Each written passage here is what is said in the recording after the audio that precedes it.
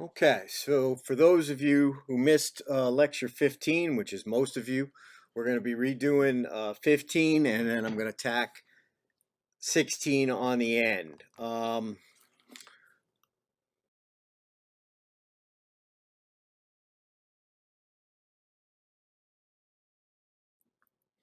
So no review sessions this week. Lab Thursday, given the events since Monday. We may or may not be able to meet in person. I'll keep you posted on that. Keep checking Blackboard. Keep checking your email. We'll make a decision to that hopefully by tomorrow morning. I've also got some laptop issues that are not making the remote classes very easy. Everybody's computer seems to work but mine. So rumor has it things might be changing, so we'll keep you posted on the 22nd. What's probably going to happen is I'm going to be on camera and you're going to look at what I'm presenting and we'll take it from there. One way or another, and we'll make adjustments as we go through. I'm going to probably, with lab, I'm going to try to start ration balancing. That's much easier to do in person than it is in remotely, but we'll do what we can. So fats as a nutrient class. So that's one of our 6 classes of nutrients. And this group is defined by its solubility in liquids. So we talked about that last week. And you can say that solubility can be described 3 different ways, all meaning the same thing. So water insoluble, hydrophobic, ether soluble. What we're trying to do is ether extract, and we'll show you how that works. Water insoluble, hydrophobic, ether soluble are all synonyms. We mentioned last time that fats are used for energy. We've talked about the caloric content of our fats, 2.5 or 2.25 times that of carbohydrate. It's the best storage form of energy that we have. Predominantly as triglycerides, which is glycerol, which is a 3-carbon unit, basically half glucose. And then you've got 3 long chain fatty acids hanging off that form the triglyceride. So the fatty acids can come in 2 forms. They can be saturated, and those are usually of animal origin, or what we're dealing mostly with our cows is unsaturated. For those of you who had chemistry, we're dealing with something that has a double bond. So plant, fish origin have those polyunsaturated, monounsaturated fatty acids. That becomes important in how the cow regulates itself, how things get taken care of. We'll talk more about that in A&P. So structures and signals, we have cholesterol as a fat that's involved in building things, membranes, things like that. And you've got the also as a precursor to most of our steroid hormones. So we start out with cholesterol, we make modifications, we get estrogen, we get testosterone, we get glucocorticoids, mineralocorticoids. Certain fatty acids, the essential fatty acids, can be turned into prostaglandins, another class of hormones. And then the big thing from a structural standpoint is the phospholipids. So with the phospholipids, we have a glycerol carbohydrate at the top, 3 carbons. We have, just like a triglyceride, we have 2 fatty acids hanging off that. In the third attachment or space, we have a phosphorus. So you've heard of, in biology, the phospholipid bilayer. That is the phospholipid that makes up the primary building block of cell membranes. We need essential fatty acids for a variety of different things, and we also have fat. We have fat-soluble vitamins, vitamins A, D, E, and K. Our fats that are fed to our cows we can take the whole plant. Generally, a whole plant is 3% fat. So grass, corn, something. It can be a little higher with high oil seeds, but We're talking about haylage, we're usually talking about 3% fat. So grinding up that grass, grinding up that alfalfa, get us 3% fat. Another source of fat for our cows is fat from whole oil seeds. So any soybeans that are fed to the cows, any cottonseed that are fed to the cows, any other seeds that might be incorporated into diet, they're little packages of triglycerides, fat, um, and they can be a source for a cow.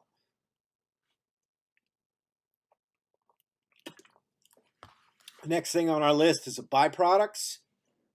So we went through those with the feed ID. We have the grains where we remove the starch. And what remains is higher in oil than what we started with. So corn gluten meal, feed, distiller's grains, brewer's grains, any of those products where we remove the starch, what remains is enriched in oil. So we have to be careful with those. We've got animal sources, tallow being the primary one. So any fat that an animal has, and they're used to be protein sources for our cows. We have that fat there that comes along as well. The last source or last category that we might get fat from is the manufactured fats. So in our feed ID, that's the Energy Booster Megalac. I forget what the generic name of the stuff up at the dairy is called at the moment, but any of those can be used to feed our cows. When we're analyzing fats, we don't get too detailed on this, and that's a function of how very quickly fat analysis can be complicated. The main thing we use is to get a rough total amount of fat in the diet. We use a process called ether extraction. It might be abbreviated as EE. If we look at the apparatus down here at the bottom, we have a reservoir of ether, and there's a heat source underneath it. That ether gets boiled. It works up on the left side here through the tube, that vapor. That vapor goes up the top here. That's a condenser. Once it hits the coldness of the condenser, the vapor condenses to a liquid. That liquid falls down the spout and falls into this reservoir here in the middle. So you've got up top, you've got some sort of condenser that condenses. We've got the soaking chamber or sample chamber in the middle, and the bottom is our reservoir of ethyl ether. So if we go through the steps that happen here, so the ethyl ether is going to boil. The vapor is going to work its way up. It's going to go bypass the sample reservoir, and it's going to go up. And step 2, it's going to hit that condenser. Because the condenser is much colder than the ethyl ether. Ethyl ether boils at about 40 degrees Fahrenheit, so it evaporates very quickly. So a little bit of cold brings that right back down. The ethyl ether is going to drip into that main reservoir. And then as those drips accumulate in step 4 here, you're going to have an accumulation of that ether, and then all the samples sit in this reservoir, and we don't want to fill any higher than this. You can see here, we come out the bottom on the right side, we loop up and the bend there, so we don't fill any higher than the loop here, or the bend, the top of this bend. The ether fills up, the samples soak in that ether, the fat moves out into the liquid, and then if we get enough ether in there, we trip the siphon. So as soon as the liquid in the chamber gets high as the bend here, all that ether is going to siphon off. So we move the fat from the sample chamber down here to the heating chamber, and all the ethyl ether goes back there. The fat stays here, the ether boils up, and we get the cycle going through again. So we put a sample in this chamber here. We soak it in ether about 3 times an hour for 24 hours, so 72 soakings. We do the weight before and the weight after. What it disappears is assumed to be fat that ends up in the lower chamber here. When we're talking about the other methods that you might hear about, you get um, probably increasing complexity. When we're balancing rations with a sophisticated program, it's important to know the total fatty acids that are going to the animal. We have an upper limit on that. Normally, we don't go through and measure all those. So we do a mathematical trick where we take the crude fat and we subtract 1 percentage point. So if it's 3% fat, we subtract it down to 2, and that gives us a rough estimate of the total fatty acids that are present in that ether extract. It's a good rule of thumb. It's not perfect, but for what we needed to do in our ration balancing, that's enough. If we want to go through and measure individual fatty acid, that's a very complicated gas chromatography. It's expensive, it's time consuming, it's not something that's routinely done or on a farm terribly useful. This is more of a research thing.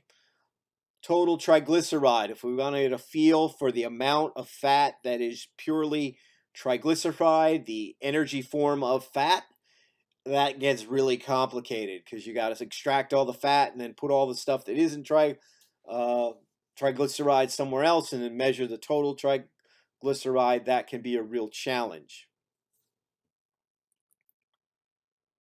So feeding fat, we need to think about when we're feeding our animals, which animals need that fat, which animals are going to benefit from that. So lactating cows are certainly going to benefit from added fat, especially in that early lactation period where intake is limited. They can't eat enough to match their output in milk. So we need to keep track of that and manage it as best we can. The challenge with feeding fat is we can overdo it. So we need to account for how much is there. So we need to think about 3 classes of fat and then how much of each of those classes are represented. So we start with a base diet. Even a cow on pasture is going to eat a 3% fat diet. So basically plant origin, the base feeds are about 3% fat, mostly cell membranes, phospholipids in there. So we have that as a starting point, and we have to limit that to about 3%, which is if we think about it, humans, a 3% fat diet is considered a very low fat diet. Then we have to count for the added fractions. So anything we're adding with our concentrates, our grains, how much fat is coming in from the oil seeds, how much fat is coming in from the byproducts. We need to account for that, and that adds up to kind of a maximum of an additional 3%, or taking us up to 6. If we want to add more fat than that, and sometimes we do in early lactation, peak lactation, we're going to have to select a type of fat that is rumen inert. So we're talking about the Megalac, we're talking about the energy boosters, and then whatever the generic name of the fat is up at the dairy.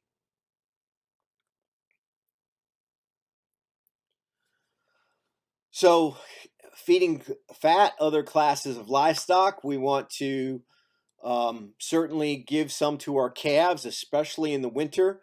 They're growing very rapidly. They have high calorie needs in their energy density of their diet. In New York, in the wintertime, things are pretty cold. Feeding extra fat has a tremendous benefit to those calves. So either we can add it as a supplement in the milk, or buy a higher energy, higher fat content milk replacer if that's the way we're feeding those animals. Once we get them out past weaned, we don't really worry much about feeding fat. In fact, our animals can eat enough, they'll take care of themselves pretty well all year round. And our challenge with our heifers is they're going to eat too much energy, get too fat. So feeding fat to heifers is not something we do. It's not cost effective. It's not practical. It's not good practice. Dry cows, we don't want to feed fat to our dry cows unless we just want to give them a little taste at the end of dry period so they get used to it before they go into lactating period. But our uh, dry cows can certainly easily eat enough to take care of their calorie needs. We don't need added fat, and added fat in the diet may cause problems as she moves toward calving, as she moves toward having that baby. As we mentioned already, lactating dairy cows, definitely yes. It's important in early lactation and peak lactation, so like the first 100 days of lactation.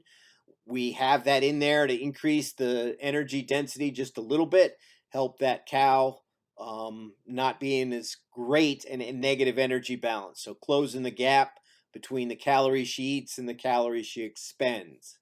If the animals are thin at the end of lactation or post peak, so middle and late lactation, and we want to put some body condition on them faster, sometimes feeding a little fat is helpful to get that cow back to where she needs to be. But that's kind of a special case with only certain animals. When we're thinking about lactating cows, we've already mentioned the sources or categories that fat's got to come from, and then we have to account for the amount of each of those. So if we're looking at basal, added, or rumen inert fat, we're looking at 2 to 3% of the diet. So put that upper level for each fraction is at 3% of the dry matter of the diet. So up to 3% basal, 3% additional for added, and then up to 3% added for rumen inert. So if you add that all up, if a cow's eating 50% or 50 pounds, she's going to have 1 to 1.5 pounds of fat from each source in her diet. So thinking about how that goes, most people keep less than that, but that 3%, 3%, 3%, or I like to think 1 pound, 1 pound, 1 pound is conservative and also prevents problems. And we'll get to those in a second. So, advantages of feeding fat to lactating dairy cows. We have the increased energy intake. That's the primary reason that we're going to feed fat to our lactating dairy cows. Increased energy intake. So we're trying to get more megacalories in. So hopefully have less body condition loss in the first part of lactation. And if we need it, more body condition gain in the second half of lactation. The focus is on early lactation, trying to minimize the loss. We'll also provide fat on kind of uh, a nutrient basis. So there are certain fatty acids that foster different processes in the body. So we know we have essential fatty acids, oleic, linoleic, linolenic. We also have certain fatty acids that appear to foster reproduction, and we may provide that cow with those specific fatty acids, which fall into the fat category, to help her along. This is where we really have to focus. The disadvantages of feeding fat to lactating dairy cow. And this is why we have these upper limits, the 3% rule or the 1 pound, 1 pound, 1 pound rule. We get too much fat, particularly in the basal and added categories, we're going to compromise rumen function. Now, exactly how this happened, we know fiber digestibility, NDF digestibility goes way, way down if we get too much fat in the diet. We assume this is because the fat coats the fibers and then the microbes can't attach. Is that true? Well, nobody's really looked at it, but it makes sense. So it's a reasonable theory of how we get too much fat leading to depressed fiber digestibility. So if we get too much NDF or fiber digestibility depression, we inhibit that fiber digestibility. We're going to have less calories extracted from that fiber, and then we negate the whole gains we were trying to get when we were feeding that fat. So you may add too much fat, and then because of your fiber digestibility, you're going to run into trouble. If you feed too much fat, you're also going to predispose the animal to milk fat depression. This was one of the challenges when corn went to $8 a bushel and everybody's making ethanol. We had lots of distillers grains around, but that's enriched in fat, and we didn't account for that, and we got a lot of milk fat depression by overfeeding our distillers grains. Also, when we're feeding fat to a cow, we have to consider the fact that we might overload the liver. Um, Overloading the liver, our cows are not designed for a high fat diet. If they're out on pasture, if they're eating just the grass in some way, shape, or form, that's a 3% fat diet. They're designed to get along, to survive on a low fat diet. If we feed too much, we're going to overload the liver. It just can't process it all. That's going to predispose her to fatty liver. That's going to predispose her to ketosis as we go through. So those are things we want to avoid. We also may run into some issues with high fat supplements, may have tastes, negative palatability, tastes that a cow does not like. So the Megalac, you've smelled that for Feed ID. That chemical smell, cows do not like it. Fish meal, feather meal, high in fats, or can be. Poultry meal, feather meal, fish meal can be high in fats, but they may not taste right to a cow. So we have to watch those as well. So cows are not designed for a high fat diet for all the reasons above, both in the rumen and at the liver. So we have to be careful with that. So any questions about fats?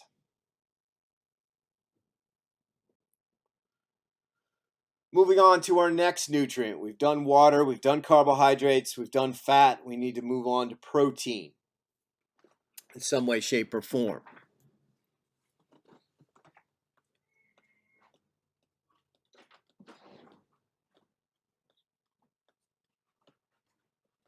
So the key difference with proteins is the addition of one element that you're not going to find in carbohydrates or fats, and that's why proteins are called proteins. That element is the nitrogen. Fats, carbohydrates, water do not have nitrogen in them. You've got protein, the addition of nitrogen, specifically the amino group, the amino acid, or amino group at the end. Nitrogen with two hydrogens stuck to it is the key element that defines our protein. So when we're defining protein, we're going to measure the nitrogen in the feed, which is relatively easy to do compared to measuring all the protein. That's a much more complicated assay. But we can boil the feed sample in sulfuric acid and boil it and then distill it off.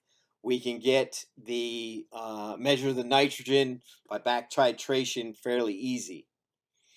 We take that nitrogen and we're going to multiply that amount of nitrogen times 6.25, 6.25, and that's going to give us the estimate of the amount of nitrogen or protein in that feed. Where that 6.25 comes from is protein in cow feeds on average is 16% nitrogen. So 16 relative to that 100% protein, which is 16% nitrogen. That's 16 is, if you put 16 into 100, that gives you 6.25. So that's where that 6.25 comes from. If we take the amount of nitrogen, multiply it by 6.25, we get something that is called crude protein. We're using the word crude in this sense to suggest it's a rough measure. It's not perfect. We're assuming that everything is 16% nitrogen. That is not a perfect assumption. So, and it can lead to some squiffy numbers as well. If you took the urea, those of you that worked with it out in the field, you've got, or fed it to cows, you've got little white, teeny Dippin' Dot kind of things of urea. Urea is two ammonias stuck to a carbon. If you measured true protein in there, there would be no protein in that collection of urea molecules. But if you take the urea molecule, it's 46% nitrogen. You've got two ammonias, four hydrogens, one carbon, one oxygen. By weight, 46% nitrogen. If you multiply that by 6.25, you're going to get 282% crude protein. So you know you can't have 100%, but when we balance rations, we need to know how much nitrogen is there. That nitrogen can go in the rumen and be created or turned into protein by the microbes. So looking at the atoms in protein, we have a hydrocarbon skeleton.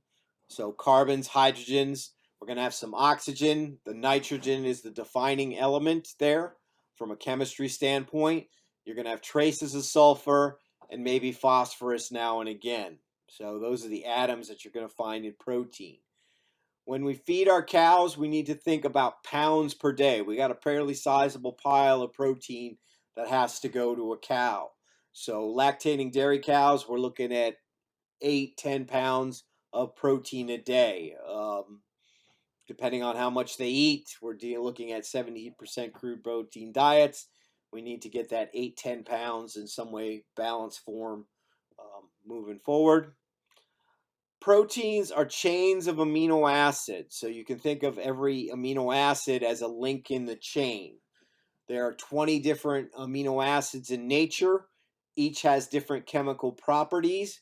Where we put them in the chain, how often we put them into the chain, will determine the character and nature of that protein. So you got 20 different building blocks. You could think about them as Lego pieces. If I got 20 different Lego pieces, I can build a whole lot of different things. So if we look at examples as a percent of the dry matter, how much crude protein do we have? So our legumes, we said, are medium protein, that 22% associated with the alfalfas in this chart. If we do some sort of mixed alfalfa grass hay, we're going to find something somewhere in the middle.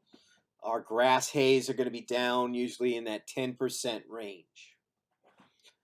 So the next four, corn silage, corn grain, corn gluten feed, corn gluten meal, are different parts of a plant. So corn silage, we take the whole plant, we grind it up, chop it, put it in the silo. We're looking on average something about 9% crude protein, low, when we're thinking about our a feed ID exam. The same, if you take all the corn off the cob, grind it up, you're going to be in that same range as well. So about 10% of that ground corn dry matter is going to be protein. With the corn gluten meal and the corn gluten feed, we described in a previous video the wet milling process. That wet milling process puts off different fractions. One of those is corn gluten meal. That's going to be where most of the protein in the corn grain ends up. So that's going to be very high in protein at 65% on average. Corn gluten feed, we're going to have most of the NDF from the seed. Corn seed end up there.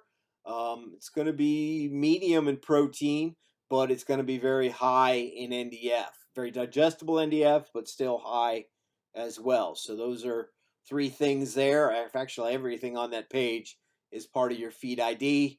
You can help do your medium low. I'll never ask you to give me numbers, but I will ask you to remember high, medium, and low. So again, a bunch of things on your feed ID. beet pulp low protein at 10, whole cottonseed is medium, averaging about 24. We've got high moisture shelled corn, so a wet form of our corn grain, fermented, about 9% crude protein. Barley, a little bit higher, but still considered low in protein. Soy hulls, the outer pods around our soybeans, they're going to be 14, low protein. And then soybean meal, we take the soybeans, we extract the fat out. What's left is called 48% soy, 48% crude protein. That's how much crude protein there is on a dry matter basis, or no, an as-fed basis. If we take out the corn and do the crude protein on a dry matter basis, we get about 53, 54 as our percent crude protein.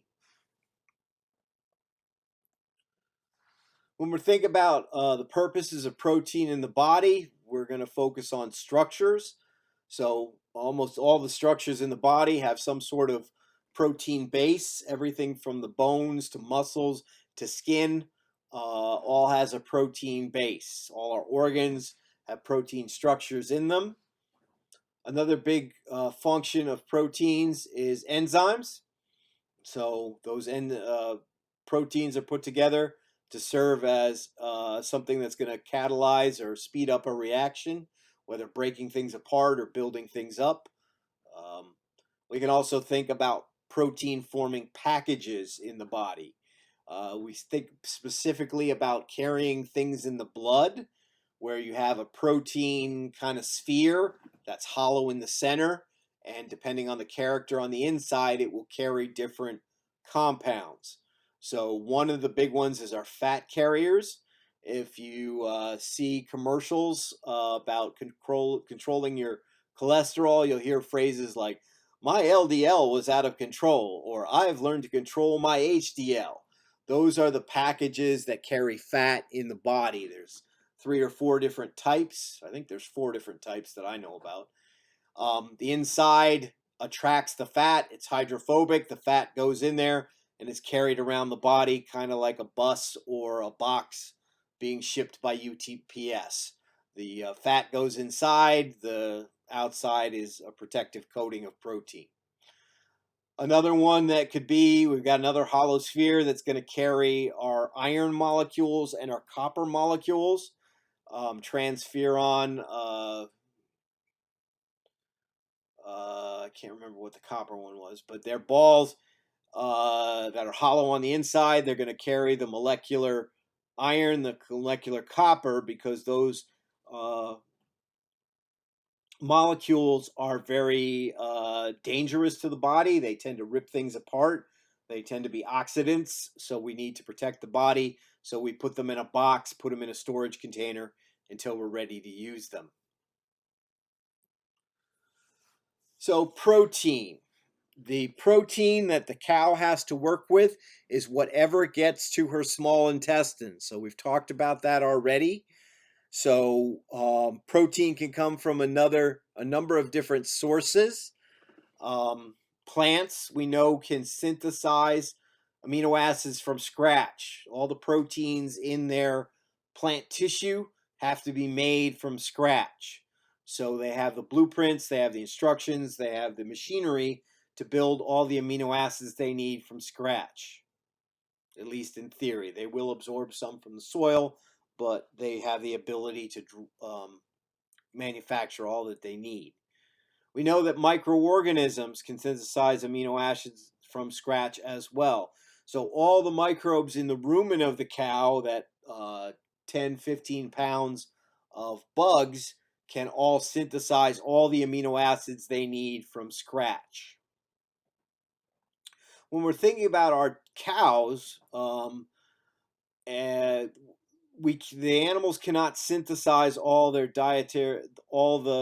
amino acids they need in their body, so they count on the feed they consume to provide the missing amino acids. So we need a dietary source of amino acids. So because of this, when we're thinking about amino acids for animals, we're going to put uh, amino acids into two different categories: essential amino acids, which are those that cannot be synthesized at a rate that will provide for normal growth and or function in the body. So the liver does all this synthesis, but you're going to have something that is not going to be able to uh, be manufactured or synthesized at a rate. So we have to count on our diet to provide those essential amino acids. The non-essential amino acids are those that the body can synthesize. So they're not. They're all 20 amino acids are necessary for the body, are required by the body, but the essential, non-essential is more referring to: do we have to get those to the small intestines to be absorbed or not? So it's kind of a almost a dietary need. Do they need to be there or not? And that gets a little complicated with a ruminant, which we'll get to in a minute. We talk about the limiting amino acid is one is present at the liver at the lowest amount relative to requirement. So there we need different grams of each of those to get through the day. If we take the total grams and check the provided total grams needed, check it against the provided, the one that's a lowest percentage will be our limiting nutrient or our limiting amino acid. For most animals, lysine, methionine, or tryptophan as amino acids are the most likely to be limiting in the diet. So monogastric animals, we're talking about chickens, pigs, humans, we need to be careful about the lysine and methionine. Those are the ones that we usually have in the shortest supply. So if we're vegetarians, we need to eat a variety of um, plant sources, so we balance things out. If we're doing all corn, we're going to be short, I believe, on lysine, and then if we're doing all legumes, we're going to short on methionine. Corn and soybeans balance those out. So getting a little more into those amino acids, the building blocks of proteins. There's about 20 animal or amino acids, more or less, that are found in nature or in our dairy cows. We have 10 essential and 10 non-essential. All follow the same basic blueprint. You have a chain that runs through the molecule. You have what's called a carboxyl end, which is an acid end. That's where the amino acid comes from. You've got the middle carbon, with what's attached to that is called an R group. And then the amino end. So you've got an amino end, an acid end. That's where the name amino acid comes from. What's different about these 20 amino acids is what the R group is. And that R group can be something as simple as just a hydrogen atom, making it very, very small,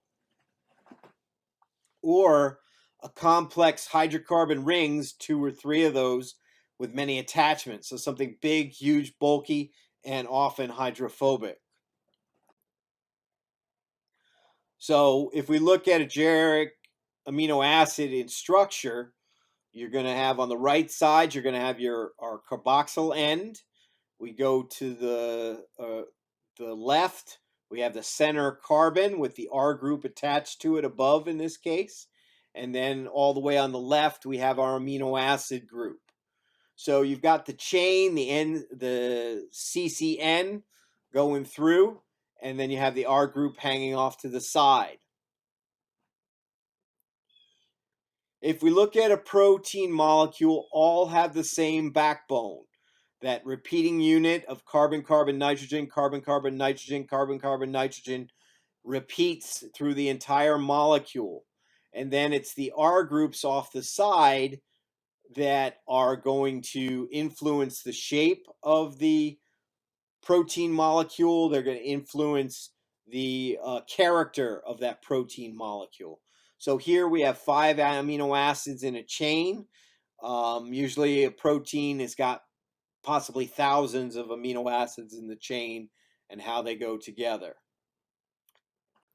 So we link those amino acids together in what's called a dehydration synthesis reaction, where we take an amino end and we pair that up with a carboxyl group. We remove water, so the OH on the carboxyl side, the amino on the amino side, or hydrogen on the amino side. We pull out water and we form a bond. This bond is how the chain is formed. And again, that process is going to repeat thousands of times to create a chain of amino acids that form a protein. So we said there's about 20 amino acids that are the building blocks of our protein. Here we've got the different coding systems. So the white dots are hydrogen, the black dots, if we look here at the top, the color coding, black are carbon, red are oxygen, yellow are sulfur, blue are nitrogen. So if we have up top here, we have our chain of how everything works. We've got our nitrogen, carbon, carbon there with the oxygens hanging off. And then we've got our chain formed over here, and we have the R group hanging off.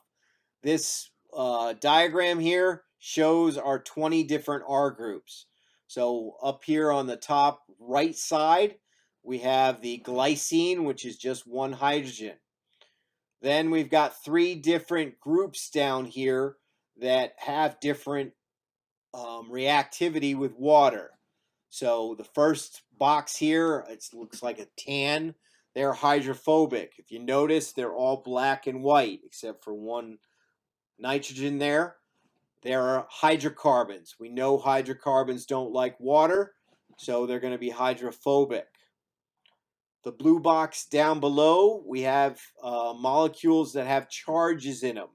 Those charges make them like water, so they're attracted to water, hydrophilic.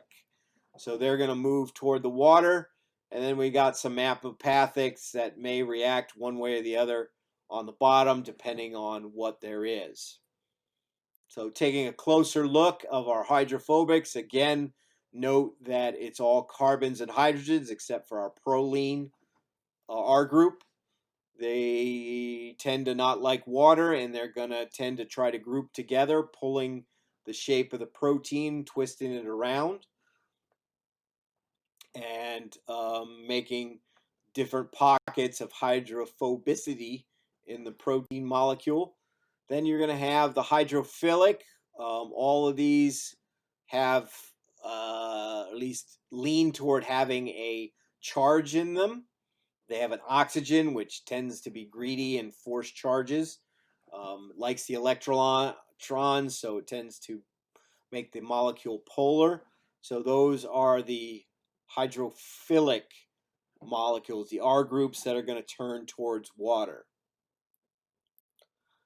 So these are the non-essential amino acids. I think we have 12 here. Adding them in, we're not going to ask you to recognize these. There's arguments, okay, it is, it isn't, as we go through. All these non-essentials can be made by the body or the cells, specifically thinking about the liver. So it's good that we can provide these in the diet, but it's not required.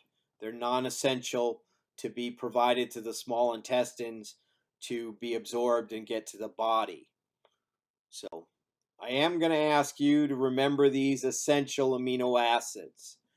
You have arginine, histidine, isoleucine, leucine, lysine, methionine, phenylalanine, threonine, tryptophan, and valine. So that's more or less alphabetical order. These have to be absorbed at the small intestines to provide for growth function. So we need these, and they're essential that they be absorbed at the small intestines because the body, we're going to say broadly, can't manufacture them. So they need to be provided in the diet of our animals. Our microbes, our plants can manufacture them on their own, but for our animals, we need to provide those to the animal. So we already mentioned that lysine and methionine are probably the most limiting amino acids. What we have as at the bottom are a way to remember your essential amino acids. So if we take the first letter of each of these 10 essential amino acids, we take them, we can spell 3 different phrases. One is Private Tim Hall. One is Private Matt Hill. Or my favorite, and the one I usually use, Fill Empty Vat. So empty vat. So phenylalanine, histidine, isoleucine, leucine, lysine, methionine, tryptophan, valine, arginine, and threonine. So I can still pull those out as long as I remember my acronym for remembering those. I can still remember those fairly well, even if I haven't looked at this lecture in a long time, and that's going back decades when I first learned it. So as we mentioned already, we measure the nitrogen and we multiply it by 6.25, and that gives us crude protein. This process is called the Kjeldahl method. So named from a gentleman from a long time ago. If we look at what has to happen here, we're going to take the Kjeldahl flask. That's going to be on a very high heat source. We're going to boil that sulfuric acid sample in sulfuric acid. That's going to form ammonium sulfate in the solution there. And then our job is to measure that ammonia that's attached there. So there's a couple of steps involved. We back titrate and we measure the amount of nitrogen in that original sample. So on the left side, we boil it first. Then we take what's boiled off. We hit it with sodium hydroxide. Things come off. We add it or back titrate it against a known amount of acid. That allows us to figure out how much base was there and therefore how much ammonia is there. The other 4 methods, measuring fractions, more or less the same thing, but we're only doing Kjeldahls on a subfraction. So one of the things you're going to hear about is soluble protein. How much protein in a feed goes into solution very, very quickly. So we're thinking about stuff that might go into solution in the mouth, that's going to be extracted out by the saliva.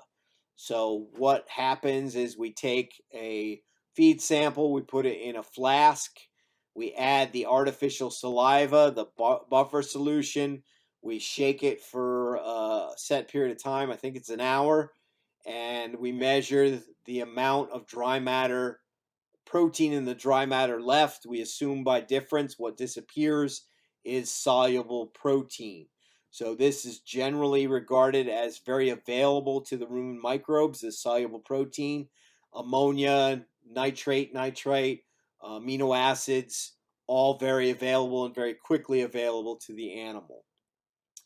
Sometimes we have a specific or focused interest on ammonia.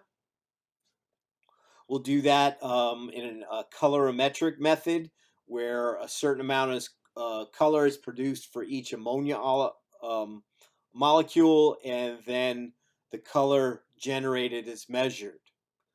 We'll also look for protein attached to our cell wall materials. So you'll have ADIN, acid detergent insoluble nitrogen. So the nitrogen associated with the ADF fraction. We'll do the same thing with NDF, NDFIN, and neutral detergent insoluble nitrogen.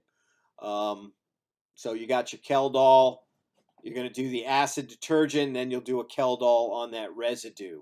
Once you've generated that, the same thing with the neutral detergent, you'll do a Kjeldahl on that. So Kjeldahl Hock is all another method, but it's the same thing essentially. Um, Measuring the nitrogen is pretty easy to do. Measuring individual amino acid, very complicated, very time consuming. It's not something that's routinely done. We assume in our ration balancing book values associated with each feed type. So, protein in dairy cows. So, we've already mentioned that we're getting our crude protein. One of the things that we have to remember about the rumen and the microbes therein is that they can access some of the protein that's eaten and they can do things with it. So we can build it. They can take those that protein and they're going to make new protein with it in one way, shape, or form. They can destroy it. They can eat it down. They can burn it up, and all that's left is an ammonia at the end. They can rearrange it. They'll take it apart, put it back together, take the building blocks, build something else. Or so all those the microbes have something that they can do with it, or the microbes can ignore it. And because we don't always know what the microbes are going to do, that makes balancing protein for a ruminant very much a challenge. So the unknown of the rumen, what happens to protein in the rumen, makes balancing for protein a challenge. When we're dealing with our monogastrics, the pigs and the chickens, they'll balance on the grams of amino acid, each amino acid that need to be fed on a daily basis. And this is really, really dialed in. They've got it down to fractions of a gram each day, so very small amounts.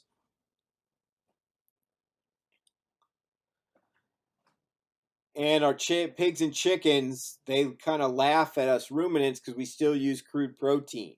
They are focused on amino acids, specifically the 10 essential amino acids. How much do I need to feed each day? So, in these cases, you could do it with a horse as well. You've got the amino acids going in, they are not changed in the stomach. They are presented to the small intestine for hydrolysis, breaking them apart, and then amino acids being absorbed. So they don't change in the forestomach. But with our dairy cattle, our ruminants, tremendous changes occur in that protein in the ruminant. And trying to figure out what all that is becomes our challenge.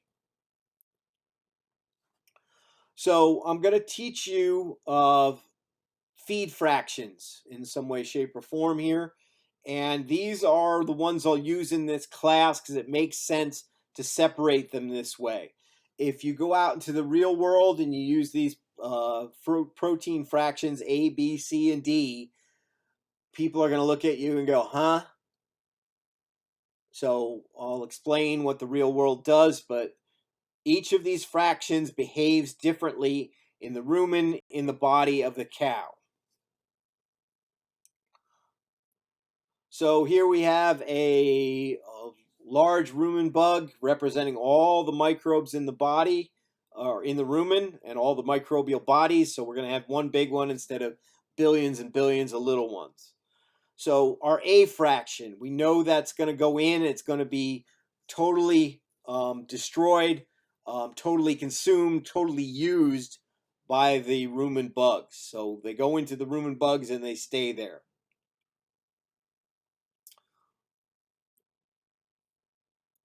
The B fraction, you can have parts of the B fraction are going to go into the rumen bugs. Part are going to be chewed on and altered. But you have nitrogen crude protein fraction here that is changed, adjusted, modified, incorporated into the microbes. Something is going to be very different by the time it gets to the small intestine, leaves the rumen. Our C fraction goes into the rumen.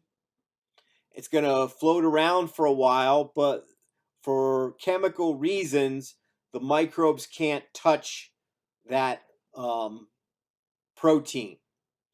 That protein is going to leave after floating around for a while, leave the rumen, go to the small intestine, where it is hydrolyzed into amino acids, and those amino acids are absorbed. The D fraction is going to be unavailable to the rumen microbes, but it's also going to be unavailable to the cows. It's going to pass through the entire body without being used at all. So what goes in comes out. We can think of this as nitrogen in a plastic form that's not going to get taken care of. So if I write these things out by definition, a fraction, we're going to call that non-protein nitrogen, NPN. That's going to be ammonia, that's going to be nitrites, that's going to be individual amino acids, maybe small peptides that are not long chains, thousands and thousands of amino acids long. Our B fraction is going to be used in some way or altered some way by the rumen microbes. It's going to be true protein, thousands and thousands of amino acids long. It's going to be used, altered. It's not going to leave the rumen in the same form it came in at. C cannot be used by the rumen microbes, but it is true protein, chains of thousands and thousands of amino acids, but once it gets to the small intestine, it'll be digested and absorbed and available to the cow. So A is NPN, non-protein nitrogen. B and C are true protein, strings of amino acids. And then D is our unavailable nitrogen. It's not available to the cows. It's not available to the microbes. So how do we measure these different compounds? So A fraction is our soluble nitrogen. We measure it in that borate phosphate solution. That's our artificial spit, the borate phosphate solution. We usually measure our B and C fractions by difference. We figure out how much we have after we remove the soluble nitrogen, and then we figure out how much acid detergent insoluble nitrogen is left.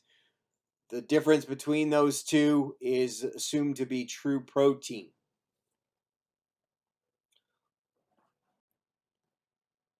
So looking at what's in our A, B, and C and D fractions, I've already mentioned these as we move forward. But we've got urea, amino acids, small peptides, vitamins. We've got nitrates in there, all things that are not considered long chains of amino acids. They're going to be in the soluble fraction. You've got true protein. So strings of amino acids. B fraction is microbes can reach that true protein. C fraction is the microbes can't reach that, but the cow can. Our D fraction is any unavailable nitrogen. That's going to be in our lignin molecules. It's going to be bound protein, burnt protein, protein that is effectively turned to plastic. It still has nitrogen in it. It will be analyzed as nitrogen when we get it, but it's going to pass through the cow unaltered.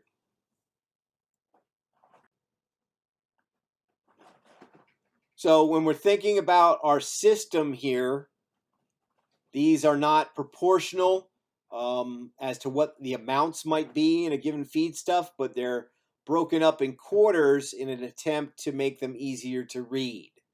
So starting from the left, we have a column that is our intake or eaten protein. So we got all this. We can divide it into 4 different types. So this is my system, Mooney up here at the top. And then we've got the non-protein nitrogen, the 2 fractions of true protein, and then our unavailable. Again, these proportions are not probably what you see up here. The A and D fractions are a whole lot smaller, but we're trying to make things visible for comparison. If we go to the next one to the right, we have the nitrogen that's available to the microbes. That's our A and B fractions. We have the fractions that are available to the cow. They would be A, B, and C. We have our SIP, our soluble intake protein. That's going to be our A fraction and maybe a little tiny bit of the B fraction. Some protein can be soluble. So that's our soluble intake protein. If we look at dividing our protein to how it reacts to microbes in the rumen, we have the microbes altering that. So rumen altered nitrogen is our A and B fraction. Rumen inert is our C and D fraction. We get into some official names here. Degraded nitrogen for our A and B fraction, or A and B fraction. Rumen degradable protein, degradable intake protein. All these are synonyms, these three bars over here. On the bottom half are rumen inert. We have degraded nitrogen. You're going to hear people informally call that bypass because it bypasses the rumen.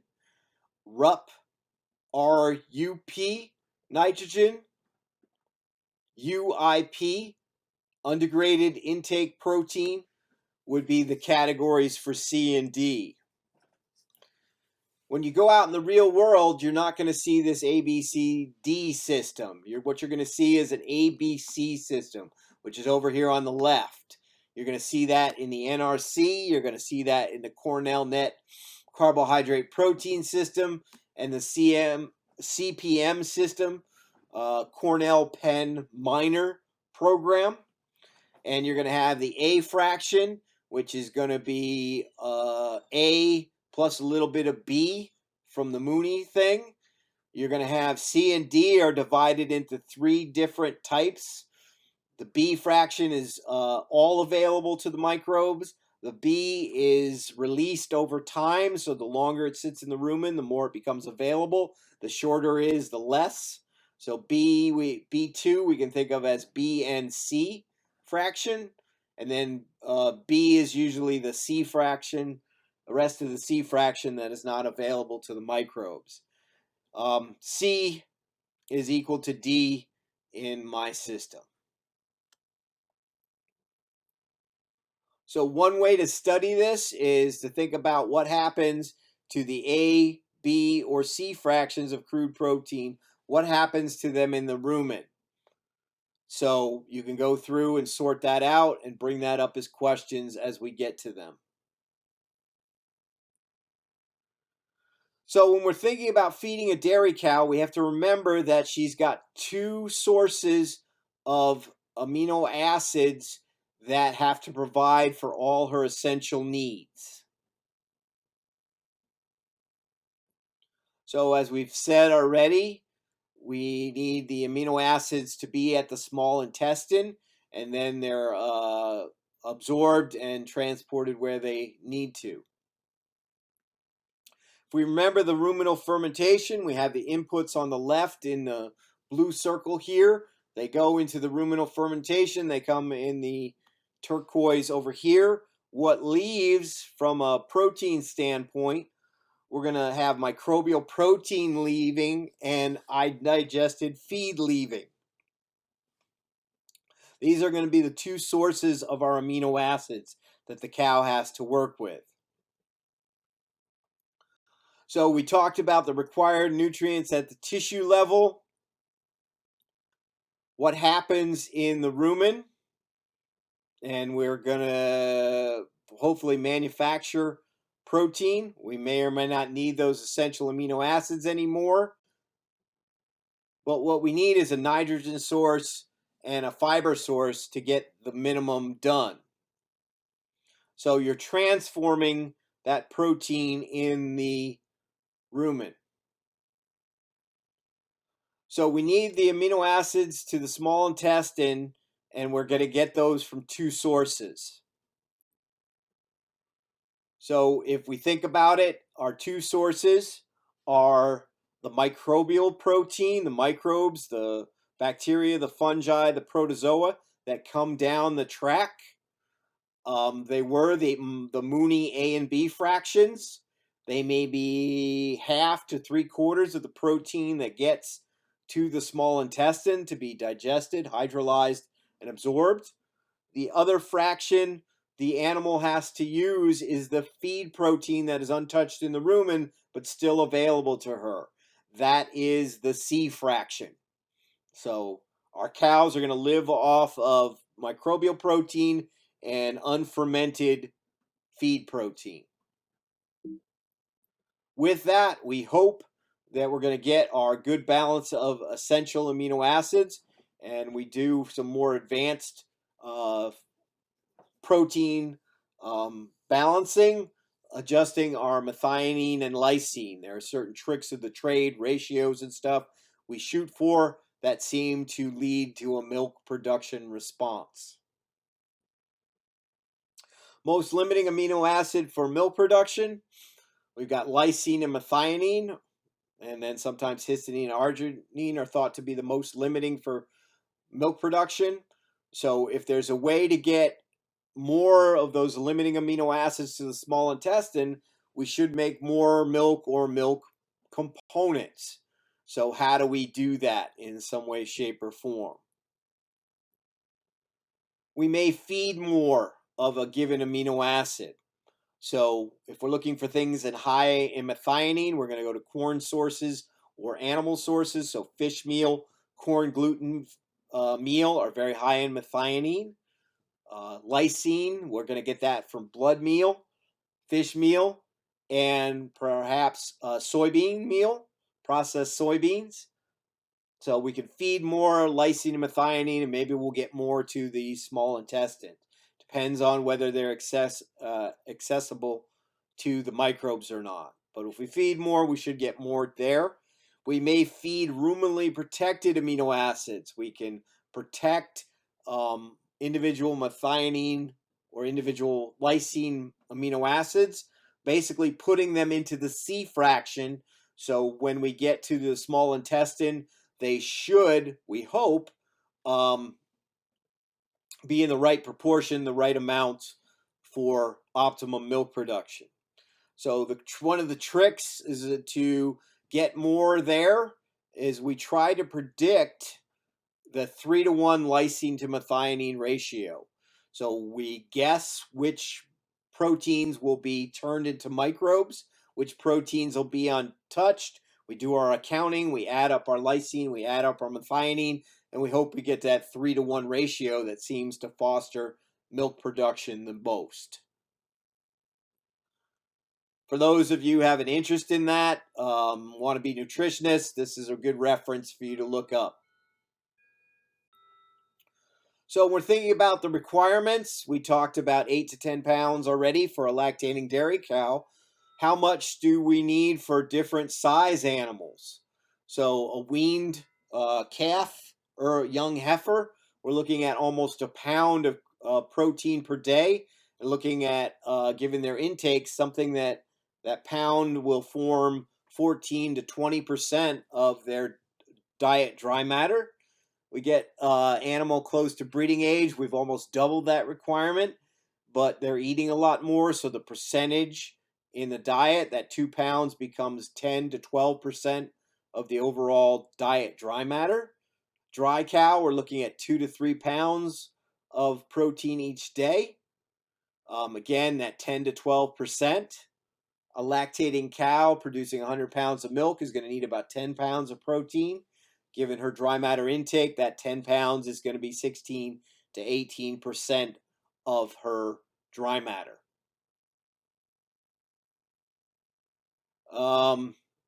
As prediction of supply of amino acid becomes more precise, we're going to lower our crude protein needed. So as we understand more and more how the rumen works, 50 years ago we didn't have the computer power to do that. Now we can do this stuff on your cell phone.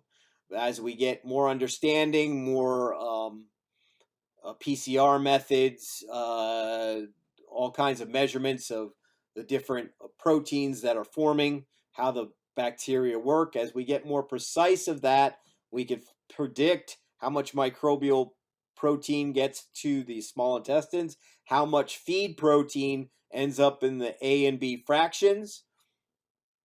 We should be able to get more efficient with our crude protein, and lower the total amount of crude protein needed because we're not wasting it as much. So you can see that in our rations over the last 30 years. We've gone from 18 to 19% crude protein to 17, 16% crude protein on our lactating dairy cows. So that should cover most of what's protein. That'll get you through. This week, we'll add some more protein and nitrogen concepts next week.